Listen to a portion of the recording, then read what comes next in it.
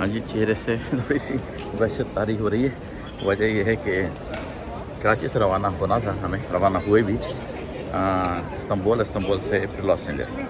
ये हमारा जनाब स्केजल था फ़्लाइट का, लेकिन कराची में फ्यूल भरते हुए कुछ फ्यूल स्पिल हो गया, तो एयरपोर्ट जो है वो डेंजरस हो गया। तो इस वजह से उन्होंने हमारी फ़्लाइट तकरीबन 1-1.5 घंटा डिले कर दी कराची से। और यहाँ पे हमारी कनेक्टिंग फ़्लाइट जो थी वो 1-1.5 घंटे के टाइम के दौरान ही थी।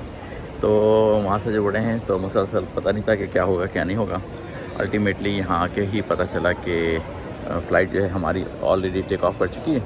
और आपको उन्होंने फिर हमें बताया कि आपको उन्होंने मेरे पास ईमेल आ गई। मैंने जब अपना फ़ोन ऑन किया, इस पर ईमेल आ गई, हमने आपको टुमारो मॉर्निंग की फ़्लाइट पे बुक कर दिया है।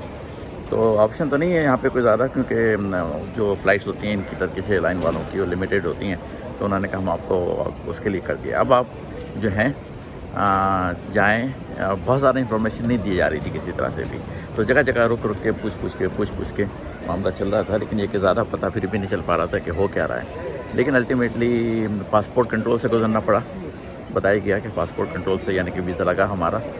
उसके बाद जो है वो फिर यहाँ पे एयरलाइन की अपनी हेल्प डेस्क है, तो होटल डेस्क है, बल्कि हेल्प डेस्क नहीं, होटल डेस्क है। तो वहाँ पहुँचे और उनको दिखाया कि भाई ये नया हमें मसला हो गया है। तो उन्होंने हमें बीच में एक तरह से अपना बोर्डिंग पास किसी और जगह पे मिल गया था, नया वाला कल के लिए। तो उन्होंने कहा कि आप यहाँ पे रुके, मैं आपको दिखाता हूँ कि ये होटल डेस्क है टर्किश एयरलाइन की पीछे से।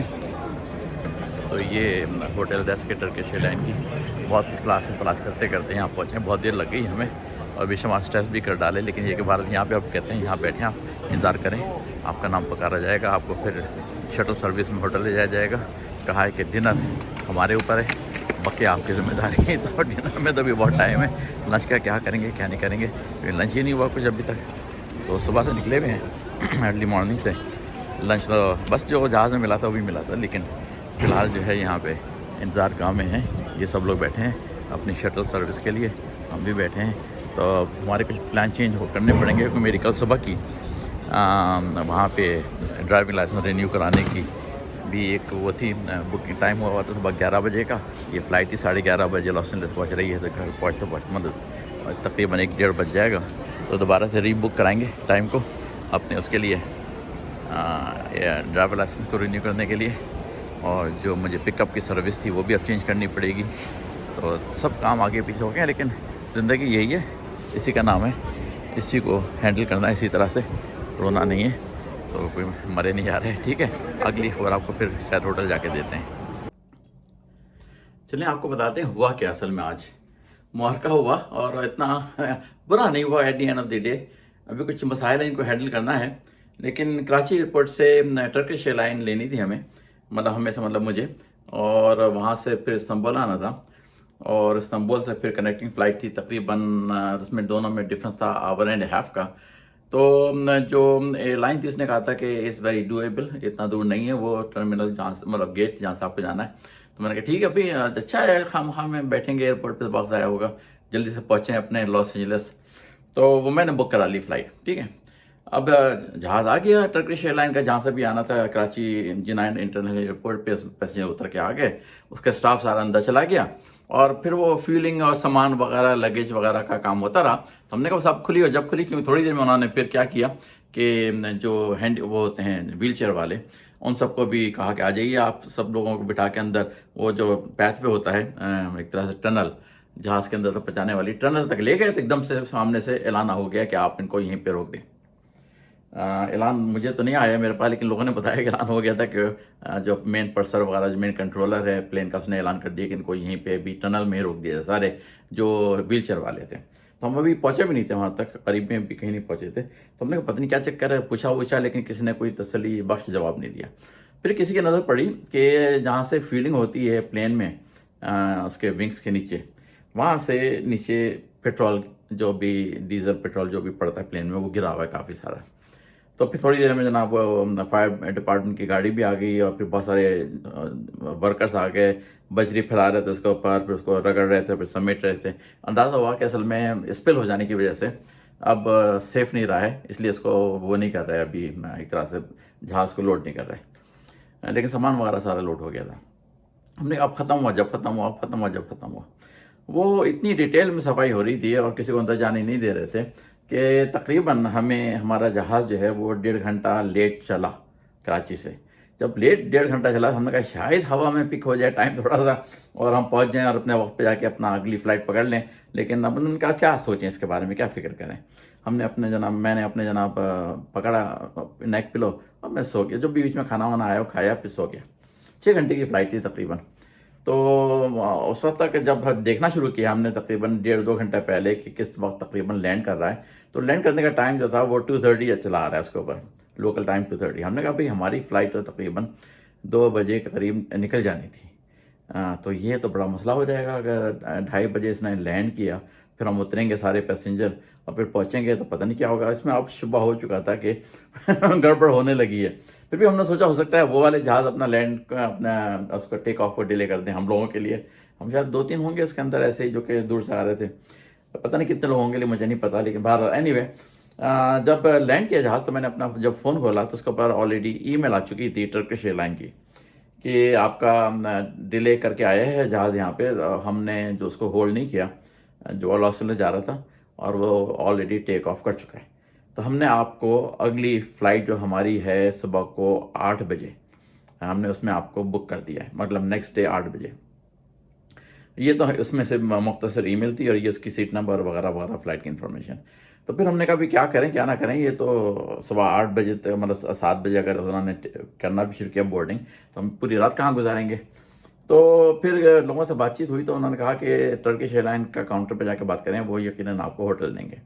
तो हम तलाश करते करते करते हमसे मतलब मैं इस तरह हम कहता हूँ जैसे कि मैं कोई 2-3-4 लोगों में एक ही हूँ, लेकिन आप समझ लीजिए जब हम कहता हूँ तो मैं ही हूँ। तो वो तलाश करते करते कभी इससे पूछ कभी उससे पूछ, तो वो वहाँ तक पहुँचे। वो भी लबान का भी थोड़ा सा डिफरेंस है, वो जल्दी में बता भी रहे हैं, रश भी बहुत पड़ा हुआ था वहाँ पे। तो कुछ ऐसा अंदाज़ा हुआ उनके कहने से कि जी आप पहले पासपोर्ट कंट्रोल से गुजरें। हमने कहा पासपोर्ट कंट्रोल से गुजरने का मतलब है बाहर, फिर बाहर जाके आपको काउंटर मिलेगा जो कि टर्किश एयरलाइन का होटल का काउंटर है, वहाँ जाइए आप। तो हमने कहा अच्छा भाई ये क्या करते हैं, सामान हमें उठाना है नहीं उठाना है, हमारा ये पता था कि 8 नंबर के ऊपर सामान आना है। तो पहले हमको पासपोर्ट कंट्रोल पहले इधर भेज रहा है, कोई उधर भेज रहा है, कोई उधर भेज रहा है। तो कुछ चक्कर ही था बाहर। नहीं पासपोर्ट कंट्रोल से गुजरे, उससे मैंने पासपोर्ट वाले से पूछा भाई ये गलत तो मैं बाहर नहीं जा रहा कहीं क्योंकि ये मसला है मेरे साथ। उसने कहा नहीं यही तरीका है यहाँ पे, चलो भाई पासपोर्ट पर ठप्पा लगा दिया दोबारा से कि आपको एक 24 आवर का शायद मेरे हाल में ट्रांजिट वीज़ा दिया उन्होंने, मैं देखा भी नहीं। बाहर निकल के नज़र डालता रहा, कहीं कहीं साइन लिखे हुए थे कि Turkish airline hotel, Turkish airline hotel, इस तरह। हालांकि ये टर्किश एयरपोर्ट मेरा देखा हुआ है, लेकिन ये कभी मैंने टर्किश एयरलाइन का जो काउंटर होटल काउंटर वो नहीं देखा था। कहीं कहीं है लिखा हुआ, कहीं नहीं लिखा हुआ है। तो फिर मैंने कहा सामान भी देख लूँ, हो सकता है सामान उन्होंने ड्रॉप कर दिया यहाँ पे, क्योंकि अब ओवरनाइट की फ़्लाइट है हमारी, कम अगले दिन की। तो जाके उस जो होती है कन्वेयर्स पे जाके दिखा तो खाली पड़ी थी, और उस पर कुछ सामान जो उन्होंने उठा के साइन पे रख दिया था उस पर तो नज़र नहीं आया। खैर हमने कहा मतलब सामान डायरेक्ट ही चला जाएगा, बुक हो गया है। तो फिर वहाँ से निकले और फिर होटल की काउंटर को तलाश करते करते जो एयर टर्किश एयरलाइन का होटल काउंटर था वहाँ तक पहुँचे। तो वहाँ पहुँचने के बाद उसने टिकट विकेट हमारा जो नया बोर्डिंग पास, हमें बीच में किसी एक जगह पे टेबल लगी थी, आवाज़ लगाते आ रहे थे कि अपना नया बोर्डिंग पास उठा लें, नया बोर्डिंग पास उठा लें। तो मैं भी पहुँच गया, अभी मुझे भी शायद नया बोर्डिंग पास मिल जाएगा, मिल भी गया। तो वो मिल गया था। तो उसने होटल के काउंटर वाले ने देख के कहा कि यहाँ पे आपका अभी नाम पुकारा जाएगा, आपको हम शटल में होटल ले जाएंगे, वहाँ पे आप रुकिएगा, सुबह को 4 बजे आपको होटल से उठा के वापस एयरपोर्ट लेके आएंगे और रात के खाने का आपका वाउचर भी मिलेगा। अब आप दोपहर का अपना खुद बंदोबस्त कर लें मतलब ये कहा नहीं उसने, लेकिन मतलब उसका यही था। तो तकरीबन 2:30-3 बजे का टाइम था और थोड़ी देर ही वेट किया था कि जनाब वो नाम पुकारे जाने लगे। उसमें हमारा नाम भी पुकारा गया कि जी आइए आपकी शटल तैयार है। शटल में बैठे हम, ठीक ठाक शटल थी, साफ़ सुथरी, और वो उसको देर लगी क्योंकि बीच में ट्रैफिक बहुत ख़राब था आज किसी वजह से भी। तो तकरीबन 1.25 घंटा उसको पहुंचाने में होटल में लगा। होटल बहुत अच्छा है, खूबसूरत है, nice clean, everything is good. अभी यहाँ पे मैं थोड़ा धूप निकली हुई है, बाहर का आपको मंजर दिखाऊंगा, हो सकता है रात को और अच्छा मंजर नजर आए आपको। अगर किसी ने देखा हुआ है सियाटल में स्पेस नीडल, उस जैसी कोई बिल्डिंग है सामने, और सामने कुछ मतलब वो भी है, पानी का भी मंजर काफ़ी सारा नज़र आ रहा है। तो थोड़ा सा ज़रा धूप कम हो जाए तो मैं आपको दिखाता हूँ वो चीज़ें भी। लेकिन आपको थोड़ा सा होटल का ज़रा एक टूर करा दूँ जिसमें मैं ठहरा हुआ हूँ, और फिर देखते हैं रात के खाने का अगर टूर करा सका तो वो भी कराऊँगा मैं। तो जो होटल है, अगर मैं इधर से शुरू करूँ, बेसिकली नहीं, ये इसकी एंट्रेंस है नॉर्मल जो एंट्रेंस होती है वहाँ पे एंट्रेंस के फ़ौरन बाद ही लेफ्ट हैंड के ऊपर इनकी चीज़ें वैसे तो सूट केस वगैरह रखने की जगह बनाते हैं। और पता नहीं ये इसमें इसके अंदर क्या चीज़ है, कुछ है इस वजह से इलेक्ट्रिक वगैरह की चीज़ इसके अंदर है, ये हमारे काम की चीज़ नहीं है। यहाँ पे वार्डरोब वगैरह का पूरा उन्होंने सिस्टम दिया हुआ है, वही तो देते हैं उसकी तिजोरी वगैरह उसके अंदर, ताकि आप अपने सामान को वैल्यूबल को। इस आयरनिंग बोर्ड है इस्त्री और आयरन भी है और कपड़े धुलवाने का बंदोबस्त भी है, नीचे जूते भी हैं जो कि मैं इस वक्त वही पहने भी हुए। चप्पलें मेरी इसमें मेरे पास नहीं है इस वक्त मेरे साथ, बस ये लटकाने की चीज़ें हैं, पिलो शिलो एक्स्ट्रा उन्होंने दिए हुए हैं। ठीक है, वेरी गुड। इधर जो है इनका बेसिकली बाथरूम है विच इज़ नाइस क्लीन। थोड़ी सी चीज़ें जाके मुझे मांगनी है, मेरे पास टूथब्रश और टूथपेस्ट नहीं है, जाके मांगूंगा अभी नीचे में। तो अच्छा है, साफ़ सुथरा है और चीज़ें वैसे अपनी जगह पर नीट क्लीन है। और अगर आप एयरलाइन वाले दे रहे हैं इससे अच्छी क्या बात है। ये बीडे सिस्टम पूरा उसके अंदर मौजूद है जो कि होना भी चाहिए। वैसे तो टॉयलेट पेपर भी हैं, टॉयलेट सारी चीज़ें। नहाया मैं अभी आके फर्स्ट बार मैंने काम ये किया कि नहाया गर्म पानी से, तो खूब मज़ा आया, ताकि अपने आप को फ्रेश करने के लिए। पता नहीं फ़ोन जो है ये किस काम के लिए, शायद हो सकता है इमरजेंसी हो जाए तो फ़ोन कर दें यहाँ से। और बाकी उन्होंने अच्छी दी हुई है कि यहाँ पे बनाने के लिए कॉफ़ी और चाय। मैंने अभी भी पानी गर्म किया है इसके अंदर, तो दोबारा से ऑन कर दूँ, फिर ठंडा हो गया होगा थोड़ा। तो ये चाय कॉफ़ी बना रहा हूँ मैं, इसको साशे वगैरह दिए हुए हैं, तो छाछे की कॉफ़ी वगैरह बनाऊँगा, पानी वानी पियेंगे खूब भर के, ताकि थोड़ा सा सर का दर्द हो गया था सही हो जाए। और ये बस टीवी शीवी है और बड़ा सा मिरर है, बेड भी बड़े साइज़ का है काफ़ी, मतलब 2 लोगों के लिए, मैं तो अकेले ही हूँ, लेकिन सही है, अच्छी बात है। तो सब चीज़ें मौजूद हैं, बहुत अच्छा खूबसूरत रूम। बहुत मैं बहुत मुतासिर हुआ कि इन लोगों का कितना खर्चा आता होगा इन चीज़ों के ऊपर जब इनकी फ़्लाइट वगैरह। और वो मसला जो है कराची एयरपोर्ट का जो डिले हुई, कम से कम वो मुझे पता है कि कराची एयरपोर्ट का ही मसला था, वो इन लोगों का मसला नहीं था। ज़ाहिर स्पिल जो हुआ है फ्यूल, इसमें इन लोगों का तो कसूर नज़र नहीं आता है। तो थोड़ा सा मैं देखता हूँ क्या कैप्चर किया भी इसने, तो मैं दिखा देता हूँ। ये जो एक तरह से आपको नज़र आ रही है ना, स्पेस नेडल का ही सिस्टम हाल में कोई होगा ये, आई डोंट नो कि ऊपर रेस्टोरेंट है या नहीं है। पीछे अच्छा पानी का मंजर भी है, तो मैं शाम को तो बैठ के खूब इंजॉय करूँगा इसको यकीनन। और नीचे बस और चीज़ें, गाड़ियाँ वाड़ियाँ, पता नहीं क्या चीज़ें हैं, ये क्या तरह की है। दूर तक पानी गया हुआ है, मंजर पानी का दूर तक चल रहा है, ब्रिज भी ऊपर से गुजर रहा है, तो वो I am going to enjoy at least some. अच्छा ट्रैफिक चल रहा है, सामने आपको नज़र आ रहा है, काफ़ी रोड के ऊपर ट्रैफिक चल रहा है। बहरहाल ये है यहाँ का मंजर, उसको एंजॉय करते हैं, चाय बनाते हैं, पीते हैं, फिर आपको अगला मंजर दिखाते हैं। क्या खूबसूरत जनाब रूम में से उसी होटल में ठहरे हुए हैं इस्तांबुल में, जहाँ पर कि हमारी फ़्लाइट मतलब मिस हो जाने की वजह से उन्होंने हमें नेक्स्ट मॉर्निंग फ़्लाइट में रखा है। तो शाम हो गई है, मैं अभी डिनर करके आया हूँ। डिनर ज़्यादा डिसअपॉइंटिंग था, क्योंकि सिर्फ 2-3 आइटम, वैसे सैलड में बहुत सारे आइटम्स थे, वो तो मुझे इतना शौक़ रखता नहीं, लेकिन बकिया ये कि ज़्यादा नहीं, लेकिन इनके पास ज़बरदस्त दही ज़बरदस्त था, तो उसने सारी कसर पूरी कर दी है। तो क्या पानी में ज़बरदस्त इसका अक्स पड़ रहा है, सूरज का बिल्कुल डूबने के करीब है। नीचे का मंजर तो वही है, और ये सामने जो है वो वही निडल। अब पता नहीं इस पर लाइटें जलेंगी नहीं जलेंगी, लगता है तो नहीं कि लाइटें जलेंगी इसके अंदर कोई ऐसी ज़्यादा, लेकिन ये कि है ज़बरदस्त आइकॉनिक किस्म की बिल्डिंग, और सामने वो पानी। लेकिन सब सारा खूबसूरत जो है ना वो मंजर ये लग रहा है, यहाँ पे सूरज के डूबने का कैसी ऑरेंज सी रोशनी फैली हुई है, और ख़ूबसूरत लग रहा है बहुत ज़्यादा। तो बस ये था यहाँ का, लेकिन ये कि अब तकरीबन मेरे ख्याल में कोई 8:30 बजे, 8:15 बजे, मैं असल में पेन किलर की तलाश में था, इनके पास के इसको मिल जाता, मतलब मुझे सर में दर्द हो रहा था, लेकिन पेन किलर नहीं मिला इनके फ्रंट डेस्क पे। लेकिन मैंने इससे कहा मुझे शेविंग क्रीम चाहिए और किट चाहिए, रेज़र चाहिए, मैं जो अपने साथ लेके चला था पाकिस्तान से, वो सूटकेस में डाल दिए थे। ये तो नहीं ख्याल था कि रास्ते में ज़रूरत पड़ जाएगी, तो अब सूटकेस तो हमें मिले नहीं, क्योंकि वो तो डायरेक्ट हो गए लॉस एंजल्स के लिए। तो वो फिर कंघा भी मांग लिया, फिर टूथब्रश और टूथपेस्ट भी मांग लिया, सब चीज़ें मिल गई। नहीं मिली तो पेन किलर नहीं मिली। चलें अभी आराम करेंगे, सो सकता है दर्द गायब हो जाए। तो यहाँ से अब पता नहीं और मज़ीद वीडियो बनाऊँगा नहीं बनाऊँगा, लेकिन बस मैं थोड़ा सा बैठ के इस मंज़र को अपनी आंखों से एंजॉय करूँगा, सूरज के डूबने को। और उसके बाद शायद कल सुबह आपसे मुलाकात हो एयरपोर्ट जाते हुए, एयरपोर्ट के ऊपर। चलिए जी, होटल से कम मैं कहता हूँ शायद खुदा हाफ़िज़ कह रहा हूँ आपको मैं। तो जी ये है LAX Los Angeles international airport का मंज़र।